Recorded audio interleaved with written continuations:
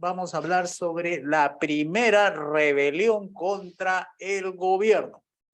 Quiere decir, empresarios y comerciantes se han levantado sin armas, simplemente han levantado sus cabezas y han dicho: no voy a pagar impuestos, no me voy a dejar regular, no voy a seguir lo que la SUNAT me dice. Y ahí tenemos a los empresarios informales, que yo personalmente lo denomino héroes. Héroes porque son justamente estos símbolos del capitalismo, que a pesar de todas las cortapisas, todas las regulaciones, todos los impuestos, todas las confiscaciones, etcétera, sin embargo, no se han dejado amilanar. Y más bien, da pena, porque obviamente pues estos empresarios formales no se han dado cuenta de la gravedad de la situación, son los que denuncian a los informales. Dicen: ahí están los informales, persíganlos, yo pago impuestos, yo cumplo con la ley, yo me someto a su autoridad, ahora persíganlos a esos. Y empiezan a acusarlos de ser desleales, de competir en igualdad, no en igualdad de condiciones, ellos no pagan impuestos, ponen en la vereda sus cosas y se vuelven funcionales al sistema.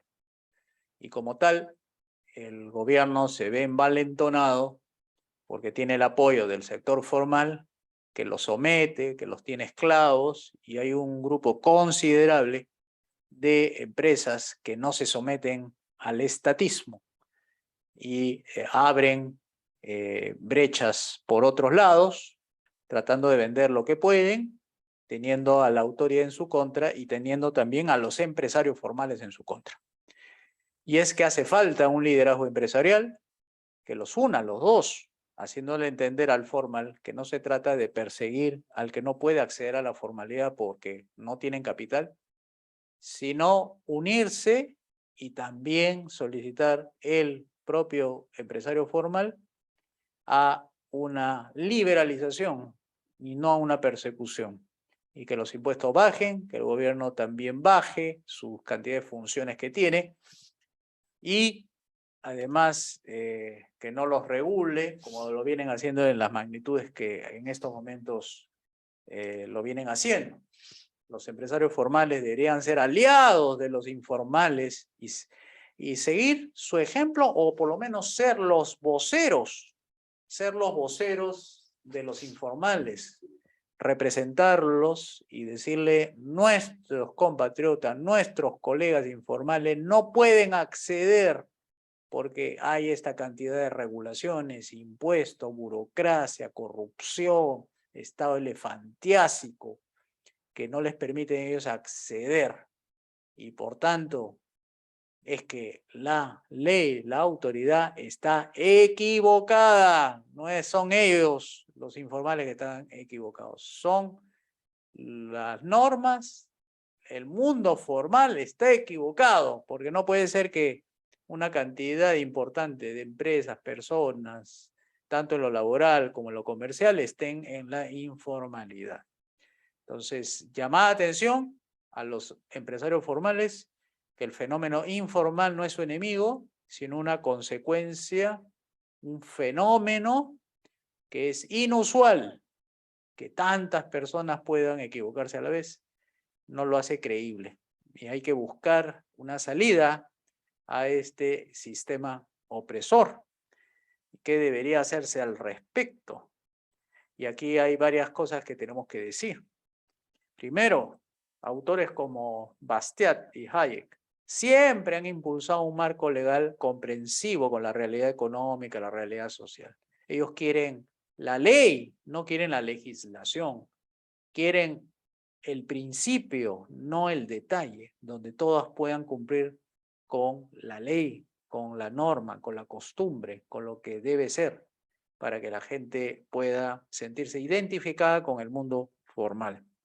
Y así la realidad económica será pacífica, cooperativa, extensiva, horizontal, y no como es ahora, es verticalista, donde la autoridad concede privilegios a unos cuantos, y esos son los que pueden cumplir con la formalidad, mientras la gran mayoría se anda excluida, fuera del ámbito y los beneficios económicos que otorga la formalidad. Se han convertido en una cabina de cristal, donde los formales están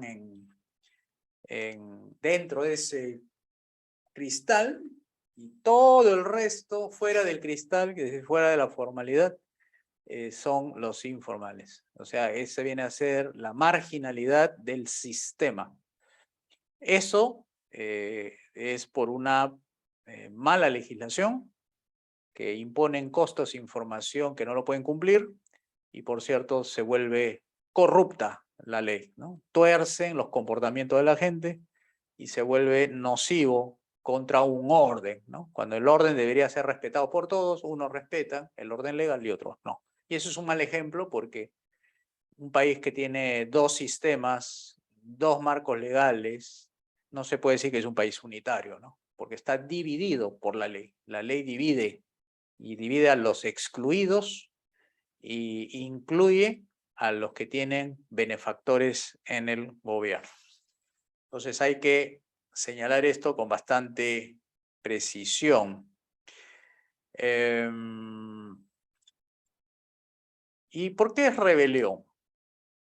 Bueno, una rebelión es una forma de decir, me rebelo, no te obedezco, me pongo al margen de lo que tú dices, no te hago caso.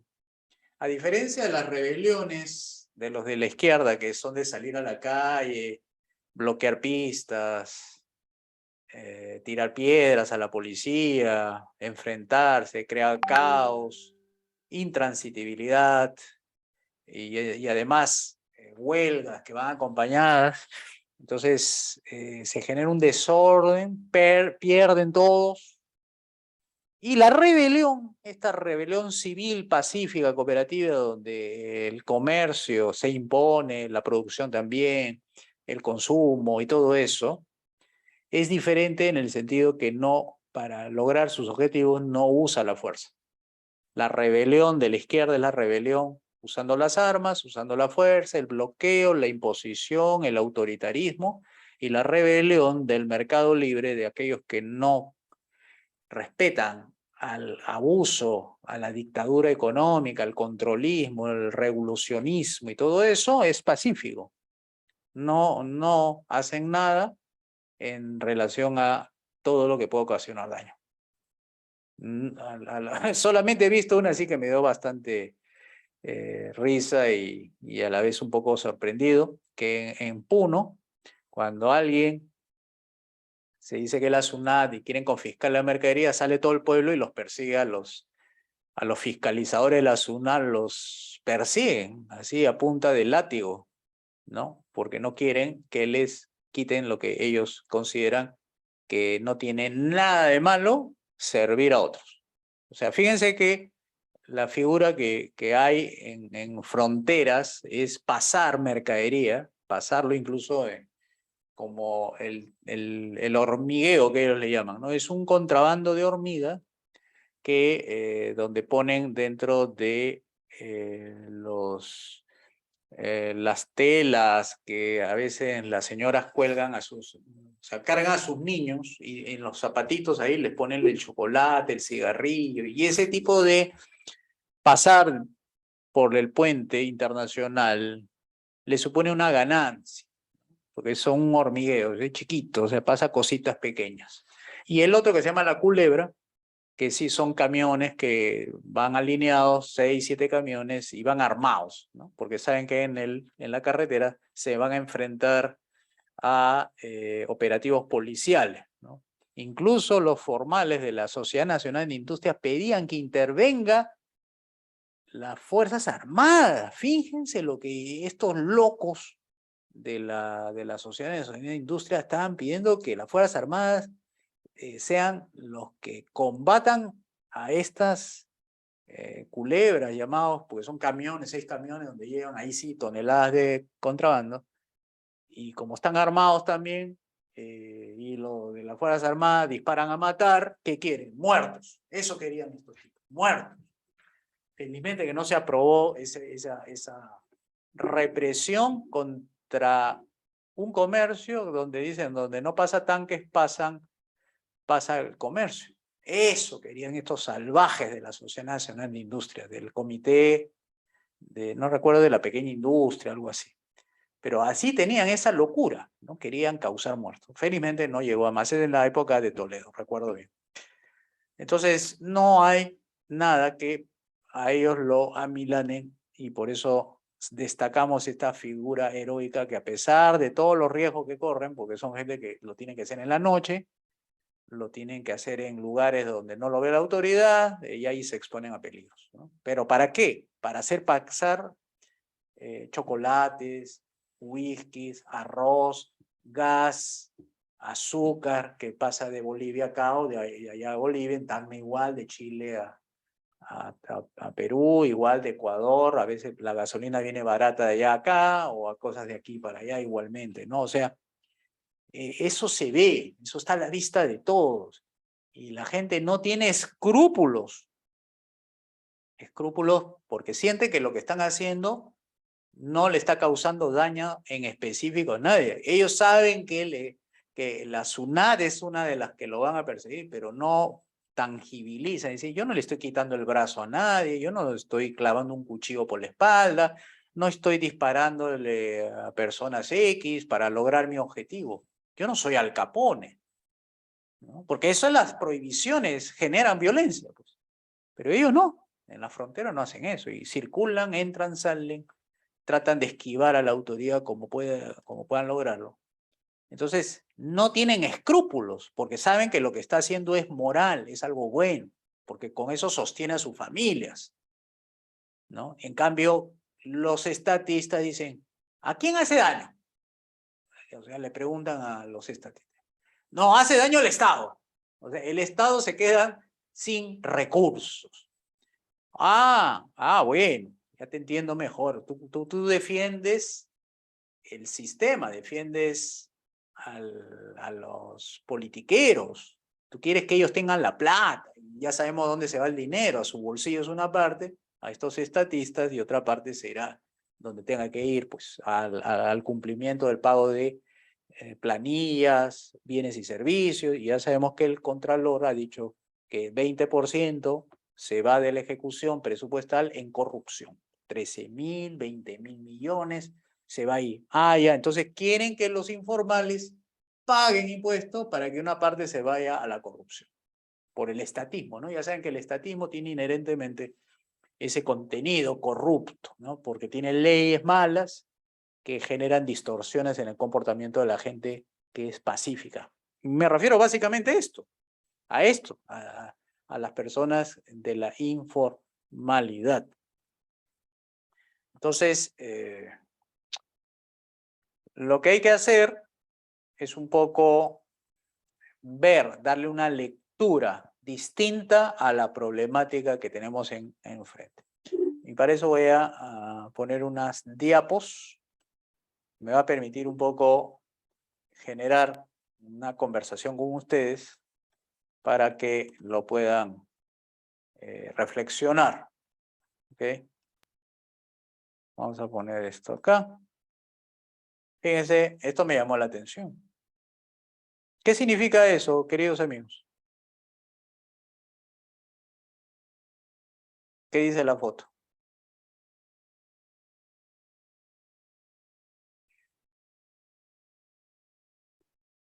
Es un mensaje oculto. Porque yo no sé si las leyes peruanas, todavía no he preguntado a los expertos tributaristas, si fomentar, decir en voz alta, no debes pagar impuestos, es un delito. Eso de la apología, ustedes saben que hay una apología del terrorismo, es delito, pero hay otra apología de lo que se llama el pánico financiero, el decir en voz alta, decirlo, ¿saben qué? El banco de crédito va a quebrar. Ese es delito, porque estás diciendo que la gente retire su dinero de los bancos y los bancos cuando tengan que entregar dinero no le va a alcanzar porque está invertido y no cumple y genera pánico y la gente, todos quieren ir a a sacar su dinero, sus ahorros y no hay forma de devolver a la gente. Y entonces el banco no cumple y como no cumple, inmediatamente la gente dice, no tiene mi plata. Y como no hay plata, inmediatamente la gente dice, pasen la voz a otros, que no hay dinero, los bancos están quebrados, y entonces ya no es el banco de crédito, y empieza a ser una cuestión sistémica. Quiere decir, ya no es un banco, dos bancos, sino tres bancos, y todos salen a correr.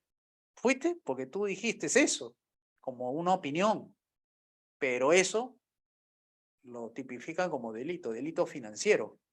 Ahora me pregunto en este tema, ¿cuál es el mensaje oculto aquí? No los escucho si están interviniendo.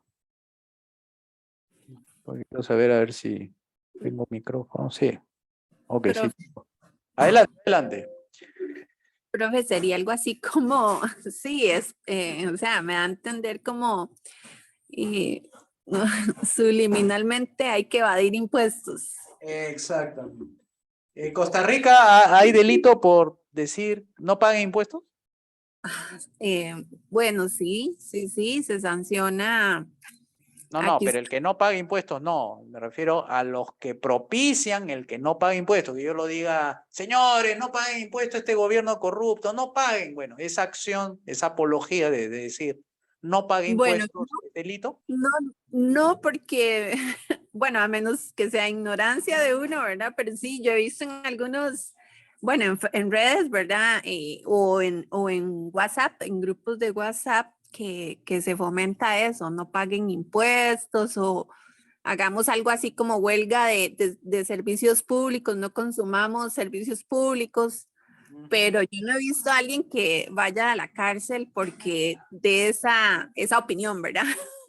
Claro, porque como es una apología, y apología significa propagandizar, ¿no? Exaltar una figura delictuosa, que es la de no pagar impuestos.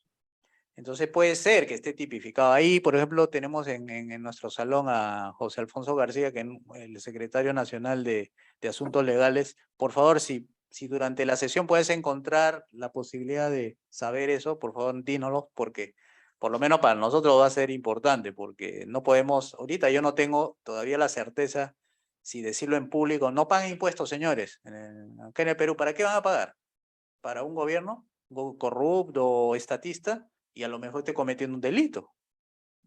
Entonces tengo que estar seguro de mis opiniones, ¿no? Porque hay cuestiones que le dicen apología y hay otras cuestiones que son opinión, ¿no? Entonces hay que estar un poco, como se dice, en sintonía con la norma legal, porque los estatistas pues siempre ponen algo para que tú caigas, ¿no? Entonces hay que tener cuidado, ¿no? Porque los estatistas siempre van a querer bloquearte, sacarte del juego ahí, ¿no? Pero bueno, esto lo que dice ahí es ayuda a las pymes, no pida factura, porque si pide factura, lo formaliza, y si lo formalizas, entras en el estatismo y le van a pedir una serie de condiciones, ¿no? Condiciones laborales, condiciones físicas, condiciones tributarias.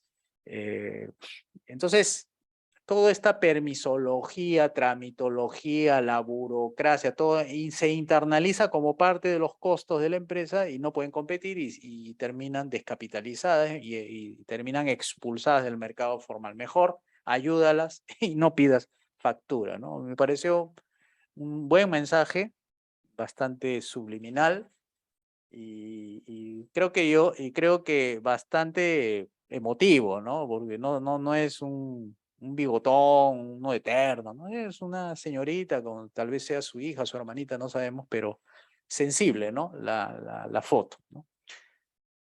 Hay otro diapo que quiero que tomen nota de cómo estamos. Fíjense cómo estamos a nivel latinoamericano. La demografía empresarial. Todas esas barritas que ustedes ven, celestitas, azul oscuro, representan el tamaño de la empresa medido por el número de empleados. Entonces, 58, 46 en barrita azul significa que son independientes. O sea, no hacen empresa, no hacen empresa. Sin embargo, siendo independientes, son bastantes, ¿no? Ustedes ven ahí en la barra azul, en Francia son el 58% de las empresas unipersonales, donde tienen un solo empleado y es él, son bastantes. 46% en Argentina, 44% en Italia, 42% en Alemania, y así va descendiendo.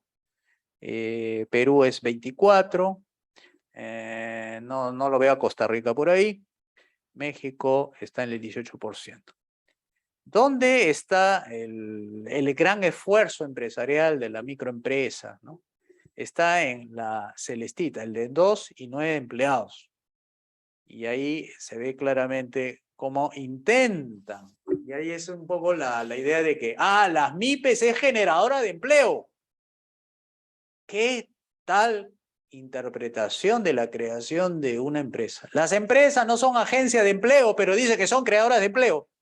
Eso es una forma de quitarle la sustancia a una unidad económica llamada microempresa. Es un medio para ganarse la vida, no es un medio para generar empleo. Y la OIT lo tiene mapeado. La OIT es la Organización Internacional de Trabajo, lo tiene a las pymes como si fueran trabajadores.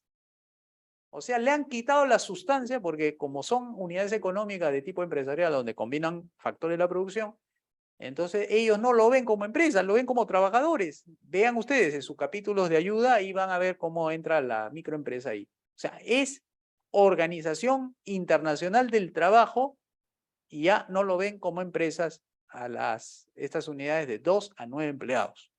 Y ahí ustedes van a ver Francia es 32%, Argentina 37%, Italia 40%, Alemania 37%, Portugal 48%, Colombia 53%, Estados Unidos tiene el 41%, España el 50%, Chile 51%, Perú 61%, Ecuador 69%. Es decir, la microempresa entre 2 y 9 empleados predominan más en Latinoamérica que en Europa. Esto es lo más llamativo, esto se llama demografía empresarial, de qué tamaños, dónde prevalecen más los tamaños, si es microempresa, mediana empresa es la de 10 y 49 empleados y la gran empresa entre 50 o más empleados, ¿no?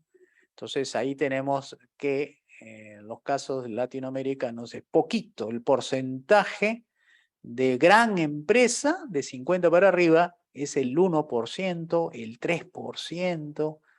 En Estados Unidos, bueno, es el 7%, en Argentina es el 2%, ¿no? En Rusia es el 10%, fíjense, 10%, México 3%, o sea, la gran empresa es poquita del tamaño, y no hay más que admitir que algo está funcionando mal, ¿no? Esto es una cosa increíble, ¿no? O sea, las regulaciones, los impuestos, el marco institucional ha creado una demografía empresarial atípica. O sea que la economía se sostiene sobre la microempresa. Si la microempresa son microcapitales, y para que una economía sea moderna, eficiente, capitalizable, absorbible para que todos tengan ingresos, etcétera, no es que prevalezca así en estos porcentajes llamativos, sino que la gran empresa tiene que ser más su participación dentro de esa demografía, porque ellos son los que atraen el capital grande, son los que jalan clusters, jalan mucha microempresa, mucha mediana empresa, porque ellos necesitan comprar. Y eso hace pues el que se arme un capitalismo de verdad. O sea, está bien, la mayoría tiene que ser microempresas, como es natural, porque no todos accedemos a la misma cantidad de capital por razones de inversión, ahorro, etc. Pero tener estos porcentajes abusivos de porque las personas no pueden acceder a capitales más altos porque los bancos tienen tasa de interés alta, o porque los mercados de capitales no están muy desarrollados en nuestros países, pues no hace posible que crezcan más de las empresas medianas y grandes crezcan más de ese porcentaje que lo tenemos en Latinoamérica. ¿Tienen algún comentario sobre esto para pasar a otra diapo? A ver, me dice por aquí, a ver, José Alfonso, dice, artículo 49, 249 de la Constitución, me imagino, ¿no? El que a sabiendas produce una alarma en la población propalando noticias falsas atribuyendo a una empresa el sistema financiero, una empresa de seguros o una sociedad administradora de fondos mutuos o en valores o de fondos de inversión, un administrador de fondo de pensiones u otro que opere con fondo del público o una cooperativa de ahorro y crédito que solo opera con su socio y que no está autorizada para captar recursos, inscrita en el Registro Nacional de Cooperativas no autorizadas, cualidades, situaciones, etcétera, etcétera, etcétera. Dice, cualidades o situaciones de riesgo que generen el peligro de retiros masivos del pánico financiero, traslado o redención de instrumentos financieros de ahorro, es reprimido con una pena, este es código penal, ¿no? Es reprimido con una pena privativa de la libertad no menor de 3 ni mayor a 6 años. ¿Ah? La pena no es menor de 4 ni mayor del código penal, así es. Ahora, el tema es el código tributario, la parte tributaria, es decir, hay delito por generar una campaña a favor de no pagar impuestos. Eso es lo que quiero saber. Si está penalizado eso. No pague. Haces una campaña masiva diciendo no paguen impuestos, señores. Esto no se puede, no puede seguir así. Eso. Averíguate, por favor, José Alfonso. Pero ya de la parte financiera sí la tenemos clarísimo. Miren cómo estamos en el sector informal. Miren la rebelión en términos absolutos respecto a qué porcentaje de nuestro PBI le corresponde al sector informal. En Argentina el 22%. En Bolivia es más de la mitad del accionar empresarial es informal. Brasil 38%, Colombia 35%, Costa Rica 23%. Fíjate, Esmeralda, 23%, no es mucho. Chile 18%, menos todavía. Ecuador 31%, Guatemala 50%, Honduras 47%, México 27%, Panamá 62%, ¿ah? Perú 58%, Uruguay 35%, Venezuela 31%. La media en Latinoamérica es 39%. O sea que aquí hay rebeliones más grandes que otras, ¿no? La de Perú, la de Panamá, la de Bolivia, son fuertes. Hay una rebelión pacífica, cooperativa, que tira, digamos, sus inversiones donde no lo puedan el gobierno controlar, fiscalizar, ¿no? Y que además se sometan a la ley y a la autoridad. Esa es una rebelión que nosotros la vemos así, pacífica, cooperativa. Nada de armas, nada de izquierdismo, nada de lucha en las calles, detener los autos, pintarrajear, tirar balde a los policías. No, no, acá la rebelión es pacífica. Están trabajando, generando empleo, creando bienes y servicios, pero al margen de la legalidad. O sea, desde el punto de vista hayekiano, están dentro de la ley. La ley entendida como los principios generales del derecho, ¿no? La ley es la que respeta la vida, los comerciantes informales respetan la vida, respetan la libertad porque lo están ejerciendo y la propiedad privada porque defienden su mercadería contra la agresión de los municipales que agarran y le quieren quitar. O sea, ahí están clarísimos dentro de la ley hayekiana.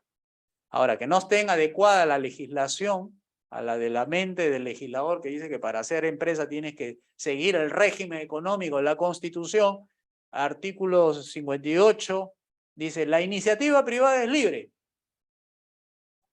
Punto seguido, se ejerce en una economía social de mercado. Bueno, los informales no saben de Constitución, no saben del régimen económico, no saben interpretar eso, no saben ni lo que es economía social de mercado, y sin embargo ellos ganan, ellos ejercen, ellos comercian sin régimen económico.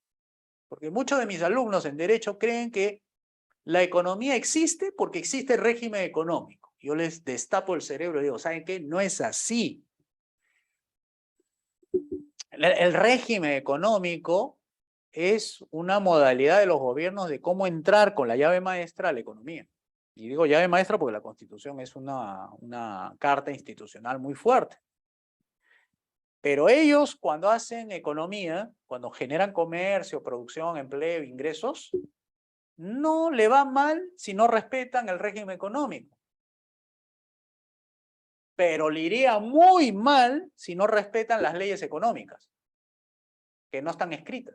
Ley de la oferta, ley de la demanda, ley de costo-oportunidad, ley de economía de escala, ley de rendimiento decreciente, ley de utilidad marginal, ley de incentivos, es como 18 leyes que nosotros lo vimos en una de los cursos atrás.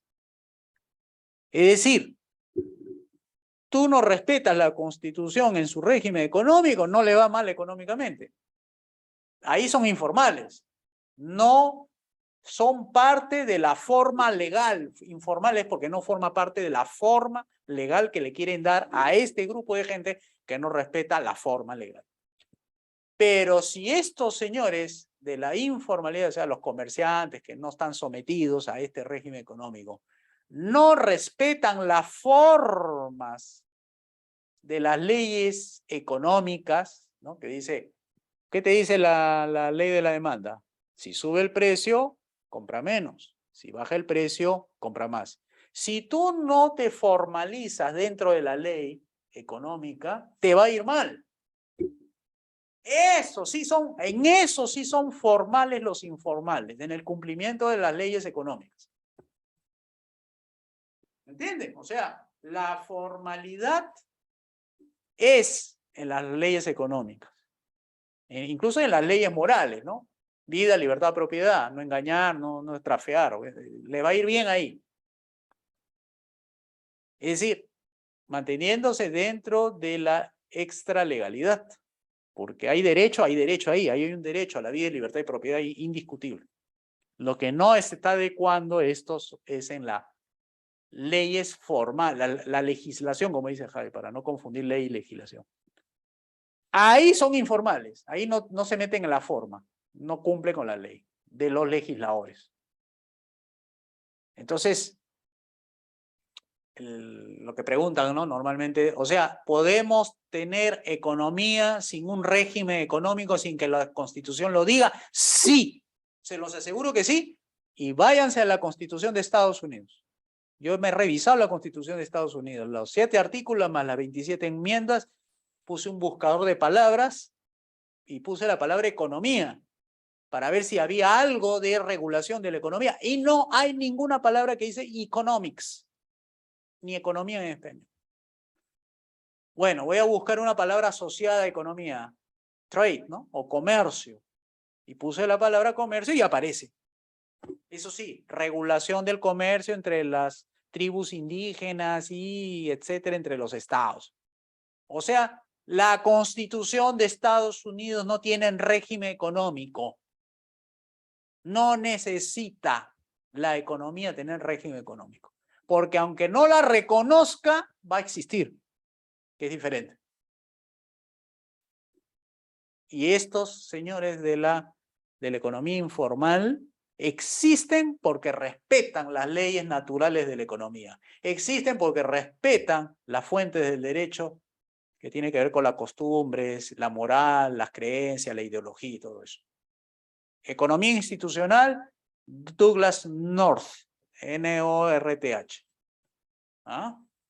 O sea que nuestros amigos de la informalidad son bastante informales con la legislación y son bastante formales, diría yo, escrupulosamente formales en lo económico. Saben sacar cuentas, saben sumar, restar, ya saben qué es ingreso, ya saben qué es gasto, tienen que restar para saber su ganancia, llevan su contabilidad a su manera, son formales, todos estos principios se los enseña en una escuela de negocios en ESAN, ellos lo interpretan de otra manera, pero siguen su cuentita, suman, restan, dividen, etcétera, saben a quién pedir préstamo, saben a quién comprar los proveedores, saben que le tiene que pagar, saben que él tiene que pagar, saben que le tiene que llegar la mercadería, saben que hay pedidos o sea, con el cliente son formales, con los proveedores es formal, con los distribuidores son formales, con la forma de pago son formales. con el único que no es formal es con el gobierno.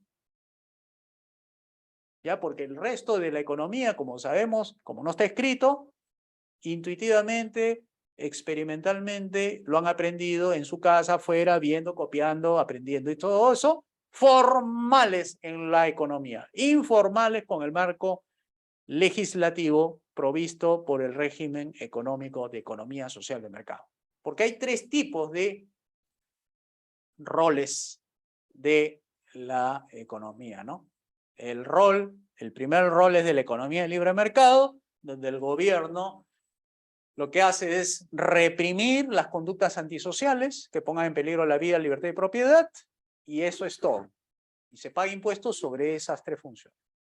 El rol del Estado en la economía del tipo 2 es la economía social de mercado, donde hay una coexistencia entre una economía mixta con una economía socialista, donde le dan ciertos atributos, pero no tantos al gobierno, le dejan espacio al sector privado donde comanda, artículo 58 de nuestra Constitución, donde dice la iniciativa privada es libre, y luego dice bajo una economía social de mercado intervienen 6 áreas: servicios públicos, seguridad, educación, salud, promoción del empleo, ¿ah? E infraestructura.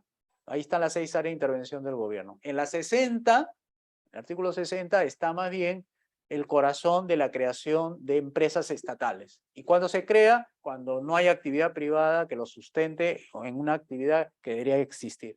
Si no hay, por ejemplo, líneas aéreas ahí en un lugar, se supone que el gobierno tendría que apelar al principio de subsidiariedad, donde dice yo sustituyo al sector privado porque no hay actividad privada ahí. Eso sería la creación de empresas estatales bajo ley expresa. Segundo, principio de subsidiariedad, que significa reemplazo al sector privado porque el sector privado no está haciendo nada al respecto. Y tercero, porque es de máxima conveniencia nacional o de alto interés público. Ese es el corazón de la 60. ¿Quieren saber más de eso? Capítulo 1, título 3, la Constitución. Ahí están los principios generales. En el Perú, ¿qué tenemos respecto a la evolución de nuestra estructura empresarial? Recuerden que la estructura empresarial está de microempresa, pequeña empresa y mediana y gran empresa. La mediana y gran empresa está en plomo, en azulito son las pequeñas empresas y lo que está en rojo son las microempresas. Miren la evolución. Los ha golpeado duramente en el año 2020, ¿no? Después, en el año 2013, 2015, 2016, bajó, creció en cierta manera las empresas, pero siempre ha prevalecido la microempresa, ¿no? O sea, está en el orden del 94, 92, 91, es lo mínimo que ha habido. Pero el resto siempre ha sido así. O sea, los han engañado a los dueños de las MIPE. Los han engañado porque le han dicho que su empresa iba a crecer, porque esa es la aspiración de todo empresario, es crecer, es salirse de microempresa e irse a la mediana y luego a la gran empresa. Los han engañado las universidades, los fondos concursables del Banco Mundial, los han engañado los ministerios de la producción, los ministerios que tienen relación con la industria, los han engañado las fundaciones, los han engañado las universidades, las maestrías, las carreras de negocio, todos los han engañado porque se han mantenido del mismo tamaño. O sea, no han progresado. Sigue habiendo pobreza, de eso viven, venden en las calles, no tienen dónde poder alquilar porque el mercado está reprimido, controlado, sobretributado, burocratizado. Entonces tenemos una gran estafa que le han hecho a todos los propietarios con la promesa de que algún día iban a ser gente de plata, iban a tener. Claro que algunos sí han podido lograr, pero el resto no, la gran mayoría no. Por eso vienen estas elecciones que eligen a un señor Pedro Castillo, a un Gustavo Petro, eligen a un Maduro, eligen a diferentes gente de la izquierda, porque se aprovechan justamente de este modelo de economía, de mercantilismo, de socialismo mercantilista, donde la economía mixta prevalece, con fuertes grados de intervención estatal. Pues así no se puede.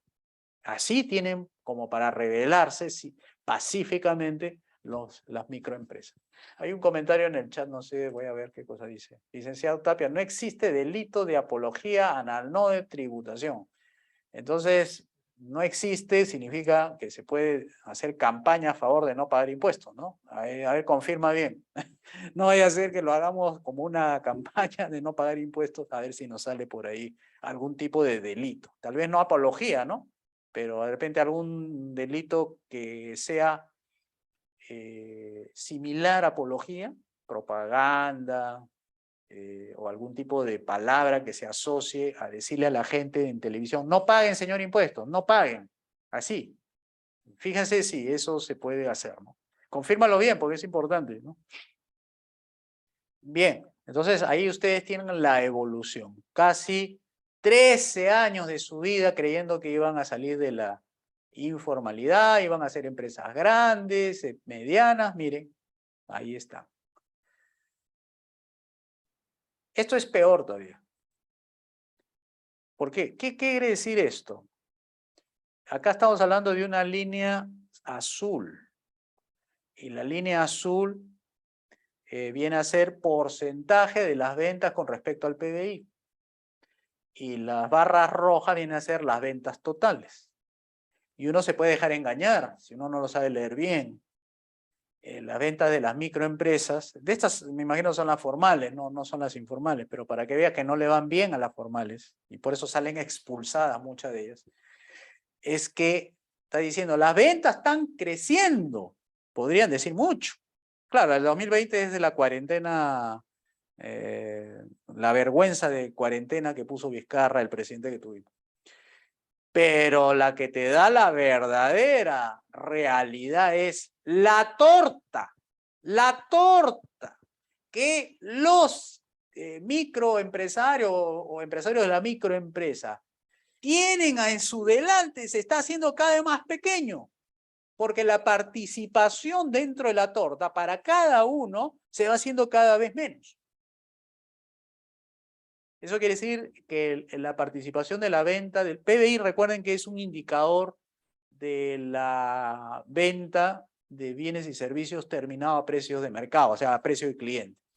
Si las ventas participan cada vez menos dentro del PBI, significa que lo que están ganando más en las ventas son las empresas medianas y grandes, porque las microempresas forman parte de una demografía empresarial que está constituida por tres: microempresa, mediana empresa y gran empresa. Y todas estas tres te forman el PBI, o sea, te producen los bienes y servicios a precio de mercado.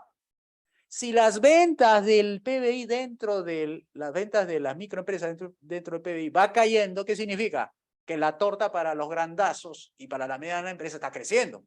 Los ricos se están haciendo cada vez más ricos porque los ricos tienen grandes empresas y la gente pobre que son dueñas de microempresas se están haciendo cada vez más pobres porque están vendiendo comparativamente año a año cada vez menor. Esa es otra razón por la que eligen a los comunistas en el poder. Porque le pueden decir, sí, pero el modelo de economía social no hay que tocar, la constitución no hay que tocarla, todo va bien, claro, pero la realidad es esta. ¿Ves? Las ventas, ¿por qué crecen? Porque hay más empresas. Pero cada vez que van creciendo más empresas, va habiendo menos espacio para cada una. Y ese espacio significa que cada vez tienen demanda menor. Y además el factor inflacionario por ahí también va, ¿no? Fíjense, estas son realidades. ¿Por qué se rebelan los empresarios? ¿Por qué se quieren hacer informales? Por esto. Como hemos dicho hace un momento, el 58% de nuestra economía en la peruana es informal. No es casualidad. Con estos datos, no es casualidad, es explicativo. ¿Ah? Esto es lo que tenemos. 96% microempresas. 3.4 pequeña empresa. Gran empresa, 0.4%. 0.4%. Mediana empresa, 0.1%. Fuentes, Ministerio de Producción. Entonces, ¿qué es esto? Así puede un país como Perú ser un país desarrollado, un país capitalista, un país de altos ingresos, si la definición clásica de ingresos medianos, pobres, está por el lado de la paga que hacen a los trabajadores de la microempresa. Que son los peores pagados de la economía, son los trabajadores de la microempresa, porque trabajan con menos del mínimo, porque ya saben que el mínimo no lo puede cubrir una microempresa porque están 1.035 soles y sus ventas mensuales no llegan ni a los 2.000 soles. Bueno, ¿qué pasa aquí? ¿Así se puede desarrollar un país en base a una microempresa del 96%? No.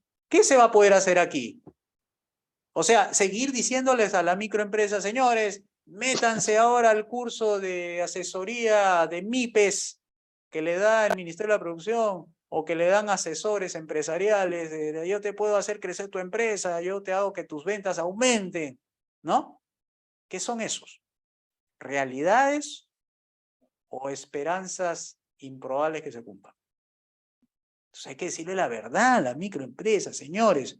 Ustedes no van a poder surgir como el sueño que tienen de tener a sus hijos en buenos colegios, tener una buena familia, una buena casa, buenos, digamos, bienes materiales, que es lo que ustedes, buen techo, buena comida, buen carro, buenos accesorios, etcétera, ¿no? Buenos viajes. Tú quieres eso, tú quieres para tu familia, quieres ver a tu hijo logrado, todo, darle todo lo que quiere.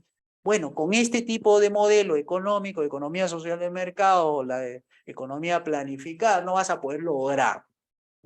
¿Ya? Y por más que te diga el Ministerio de Producción, yo te voy a comprar tus camisas, te voy a comprar tus pantalones, tus zapatos, eso es momentáneo, son paliativos, porque eso de ahí van a sacar de los impuestos que tú pagas.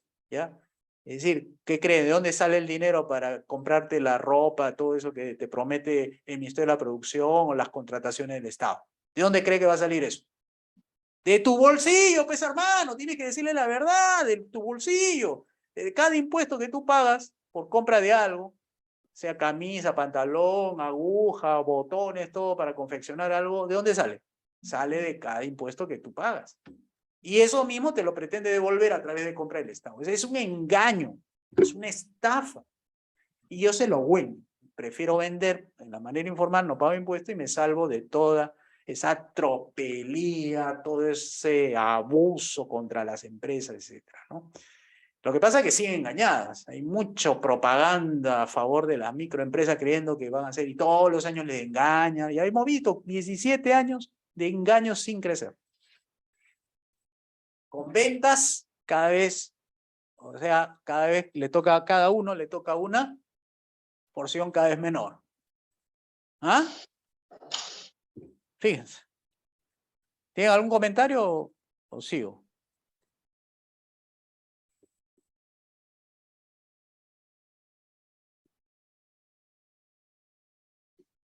Esta es la nueva remuneración. Miren cómo crecen los costos. De ahora con la remuneración dice desde el primer. A ver, vamos a escuchar a Mario Valentín. Adelante, Mario.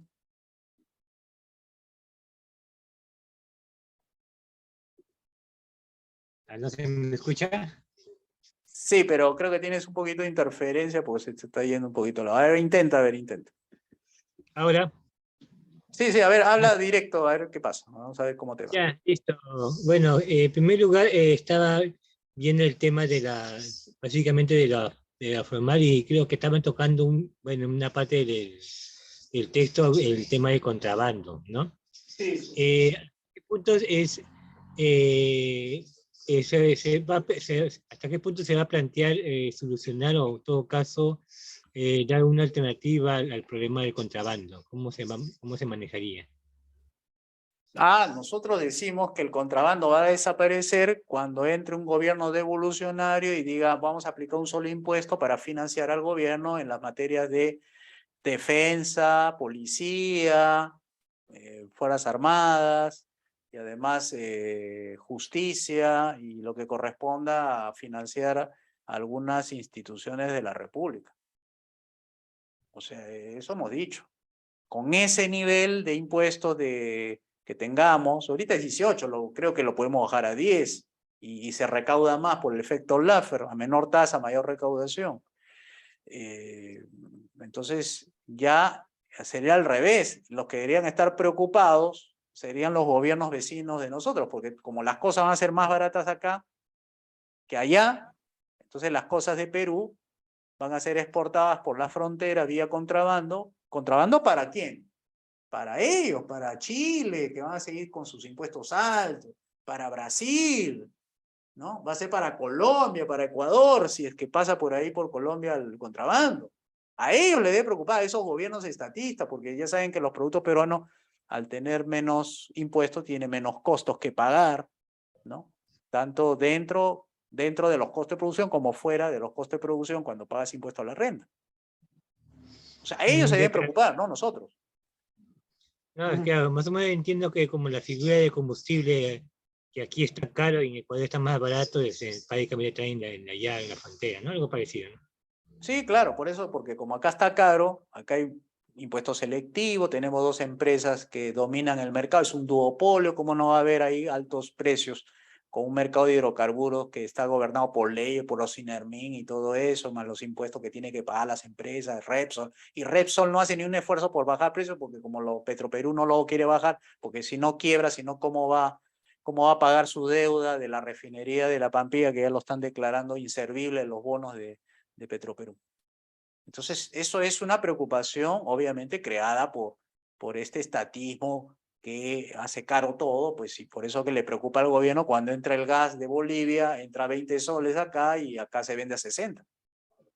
No pagan impuestos y anda preocupado el gobierno, mire, ¿cuánta plata se me va de mi control? Andan preocupados el gobierno por eso, no por la gente que hace comercio. A ellos le interesa el dinero. Al que está en gestión política le interesa básicamente la ley, el presupuesto y la burocracia. Eso es su preocupación de gestión. A ver, vamos a ver con Diego. Diego, adelante. Sí, hola.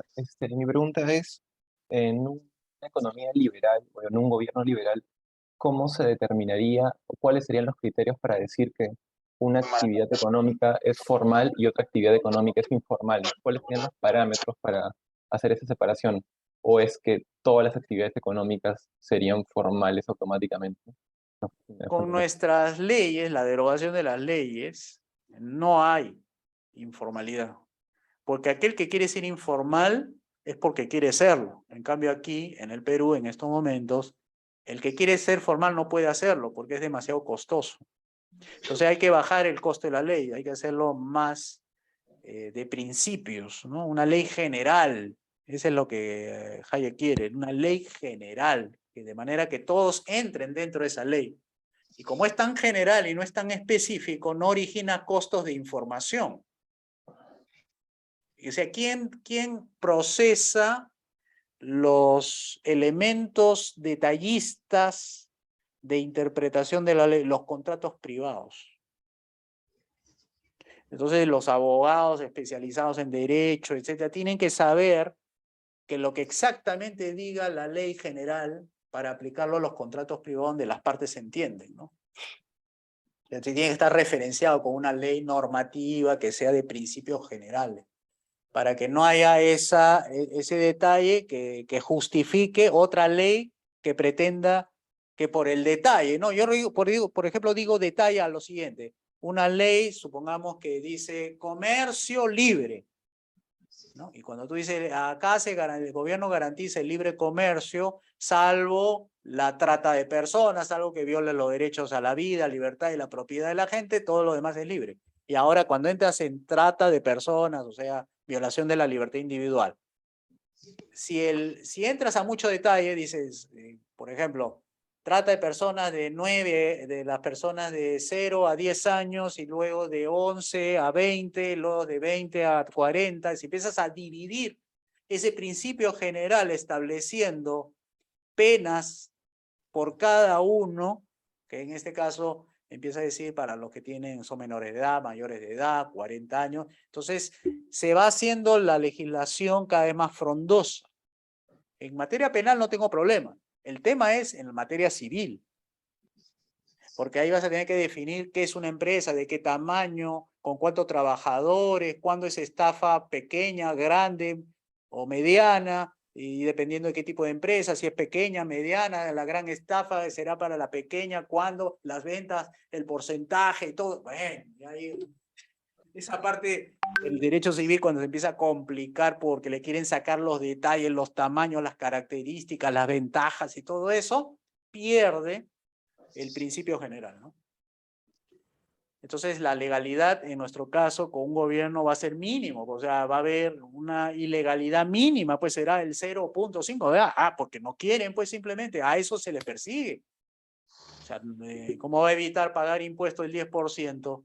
Si es el único impuesto que estamos cobrando, ¿cómo es eso que no puede pagar? Si ahorita se le pide 36 impuestos y no puede pagar, bueno, ahora que le vamos a pedir uno solo, ¿cómo va a decir que no puedo pagar si acá los costos son bajos, no hay regulaciones económicas? O sea, es porque no quiere, simplemente quiere pasar desapercibido, no quiere pagar, no quiere cumplir con la ley.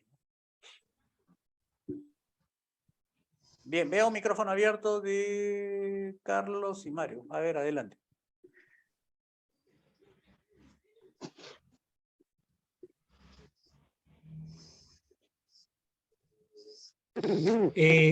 Con respecto a la división, caso de la división que se hace tanto de la pequeña, la gran empresa y microempresa, también sería un solo régimen, no tengo entendido, ¿no? Sobre ese criterio.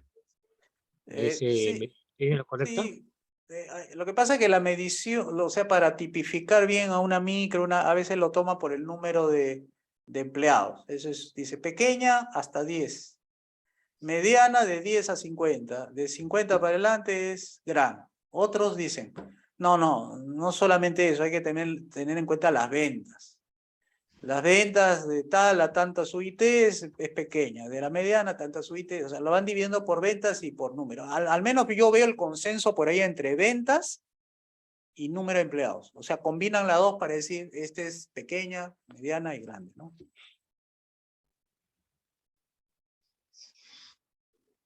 Sí, pero yo más o menos entendía que en un gobierno liberal sería un solo régimen, digo. No, ahí no hay divisiones, ojo, no, las empresas son empresas. Porque como el impuesto es uno solo, ¿qué tienen que declarar ellos, aparte de impuestos? ¿No? Bueno, declarar lo que ha ingresado a su caja y de ahí cuánto le da el fisco, ¿no? ¿Qué más podría diferenciársele? El impuesto es plano, no es el 10%, el 20% para la grande y 15% para la pequeña, para la mediana. No vamos a hacer eso. ¿Qué otro podría ser? Para efectos penales, no sé, de repente, ¿no? Pero, o sea, en todo caso, si tú estás diferenciando es porque quieres dentro de la ley hacer diferenciaciones para aplicar de diferente manera la ley. Eso sería para nosotros una explicación de por qué tendríamos que tipificar la mediana y gran empresa si todos somos iguales ante la ley. Porque recuerden bien que las empresas son una figura jurídica, no existe en el sentido práctico, porque en el sentido práctico lo que tú estás tratando legalmente son personas que son dueñas de empresas, que son medianas, grandes o pequeñas, o micro ya, por poner un caso. O sea, estás legislando a las personas. O sea, su corporación la está legislando, pero que finalmente le afecta a los dueños, porque los dueños finalmente deberían estar pagando impuestos por ese tipo de empresas. O sea, es una versión jurídica de lo que es la empresa. La empresa es una ficción jurídica o un privilegio jurídico que se le da a personas, porque las personas que tienen empresas son diferentes a las personas que no tienen empresas.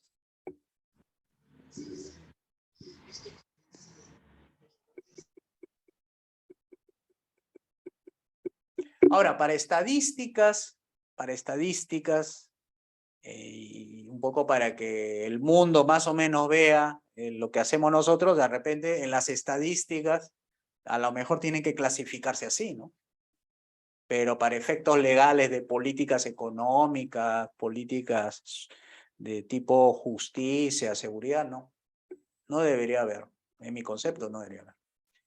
Miren, señores, este este cuadrito que le estoy mostrando es para que vean el impacto que tiene cuando hablan de remuneración mínima y esta última incremento del 1 de mayo de este año. Miren cómo la tabla de asignaciones para aplicar la remuneración mínima para diferentes conceptos, miren cómo se incrementa. O sea, no es la remuneración mínima lo único que está aumentando. Fíjense la bonificación familiar, el caso de las gratificaciones, el caso de la CTS, ¿no? Los aportes mínimos de salud, etcétera. Cómo va cambiando, ¿no? Como una remuneración mínima te jala, además, otros conceptos que eso no se discute, ¿no? Que no lo ven normalmente en la discusión pública, ¿no? Pero ahí está, ¿no? Quería que lo vieran para que tengan en cuenta de ese tipo de costos que se van incrementando en el mundo laboral. Por eso salen espantadas las empresas pequeñas y las micro que no pueden cumplir con ello. Para que tengan idea cuáles son aquellas jurisdicciones donde el impuesto a la renta es 0 o máximo 10%. Fíjense, Andorra, Anguila, Bahamas, ¿qué son todos estos? Hay algunos que no. Todos casi han sido colonias británicas. Casi, porque hay una que es la de Bahamas que es francesa. Creo que la isla Camán es francesa y Bermuda es inglesa. Creo que no sé cuál de las dos, pero... Y pocos son países. Paraguay, por ejemplo, tiene 10% de impuesto corporativo. 10%. Montenegro, que era ex República Yugoslavia, 9%. Kosovo igual, repúblicas bálticas. Ex República Comunista Kirguistán, 10%. Qatar, 10%. Suiza, 8.5%. Timor Oriental, 10%. Esos son los países que pagan entre 0 y 10%. O sea, Anguila, 0%, Bahamas, 0%, Bahrein, 0%, las Islas Bermudas, 0%, Emiratos Árabes Unidos, 0%, Isla de Man, 0%, Islas Vírgenes Británicas, 0%, Islas Caimán, 0%. Ahí tienen.